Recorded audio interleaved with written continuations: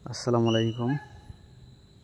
চলে আসলাম আমাদের এলাকার পাশে আটা ময়দার মিল দেখতে এবং কিছু আটা কিনতে।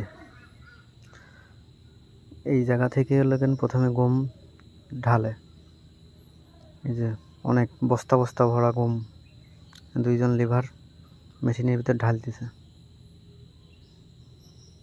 দেখেন কিভাবে ঢালে। আর এই যে বড় মেশিন, এই মেশিন দিয়ে এই সাইডে চলে আসে গম। এই সাইডে আসার পরে এরকম এক এক জায়গা দিয়ে এক এক জিনিস বেরায়।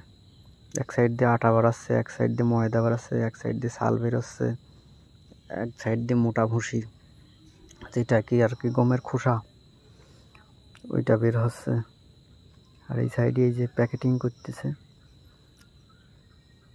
এই সাইড দিয়ে ময়দা বের হয়, এই যে বস্তা ভরে ভরে রাখছে।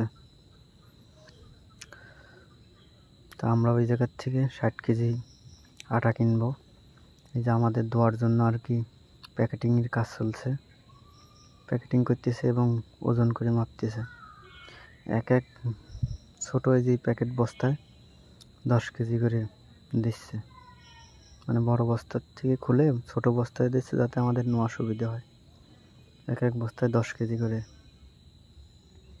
এই যে দুইজন লিভার একটা বড় বস্তা থেকে ছোট ছোট বস্তায় প্যাকেটিং করতেছে। প্যাকেটিং করা শেষের দিকে এখন যে সেলাই করে দিচ্ছে বস্তার মুখ। তারপরে যে আমাদের জন্য 6টা রেডি হয়ে গেছে, 6 বস্তা।